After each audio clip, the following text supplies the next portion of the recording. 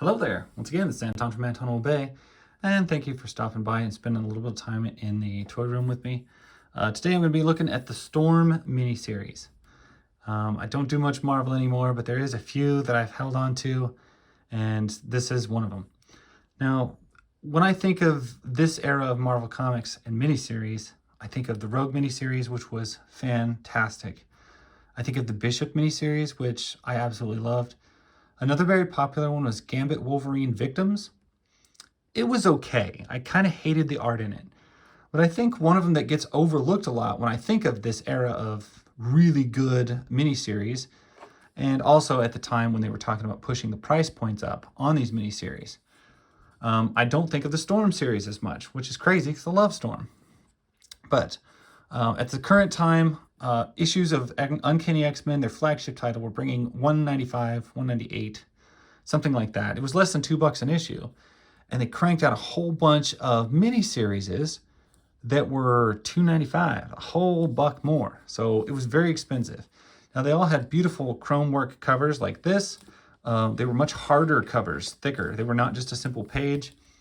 So, I mean, there was extra work given to them, and the pages inside were beautiful and glossy. But it was a little bit of test on the wallet to go, wow, that comic is a whole $1 more than the average book here.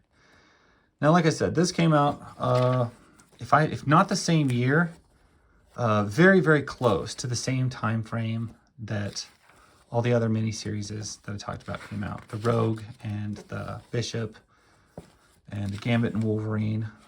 Pretty sure the Gambit miniseries actually was like the year before. And I always appreciated the art in this. I'm fairly certain. I was thinking that it was done by the same guy who did the Bishop miniseries, but I could be wrong. I'm not positive, actually. I didn't look, because leave me to not look. But either way, very, very good art. I really like the way he renders Storm in this. I mean, just look at that. That's a beautiful, beautiful take on Storm. That's a ridiculous Spider-Man over there. You got Storm versus Gene Nation. So if Gene Nation was a thing right around X-Men issue 50, I think. Yeah. Or it should be Uncanny X-Men. I can't remember what issue it was.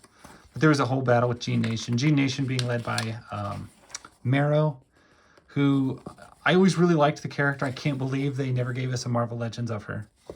To this day, we still have no Marvel Legends Marrow, which is stupid. That's stupid. Yeah, this is just some really good artwork on Storm. Not crazy about her costume. It's all black. I feel like it needs a little bit of pop to it. Give me some color somewhere to kind of give me some context and some shape and some design.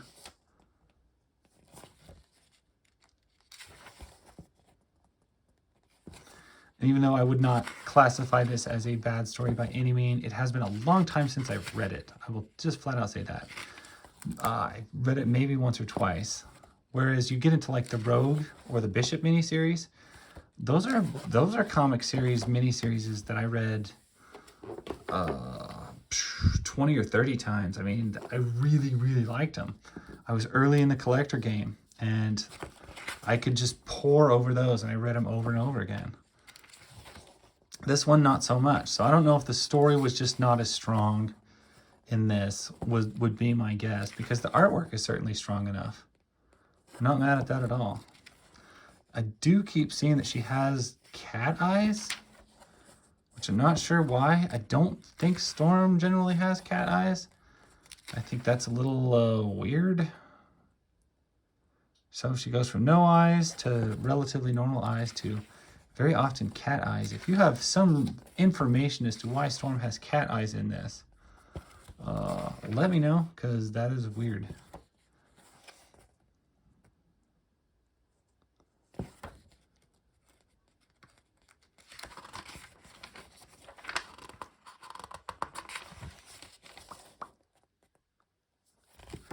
Of course, you can't have a Storm story without Callisto in here somewhere. I'm pretty sure Pretty sure by the end of this we should see Marrow somewhere, I would think. Unless by this point there was an issue of Uncanny X-Men where Storm actually took out Marrow, pretty much gutted her. She did heal, she did recover, but Storm pretty much disemboweled the child, as she said. We've got some time here from Mikal, which you don't see him very often, especially during this era. But he was a villain in one of the X universe, one of the Age of Apocalypse books. And I think they had to throw him in a few modern comics so that we'd remember who in the hell he was. Because I know at some point I was like, who the heck is Mikal? I have no idea. Yep, and there would be Marrow. And this might be... yeah, this might be the precursor to that fight in Uncanny X-Men where Storm takes out Marrow. Looks like it. I do not like the cat eyes. I do like this hair. And this is a throwback. This is her hair from the Age of Apocalypse. And they carried it over in the modern universe for a little bit.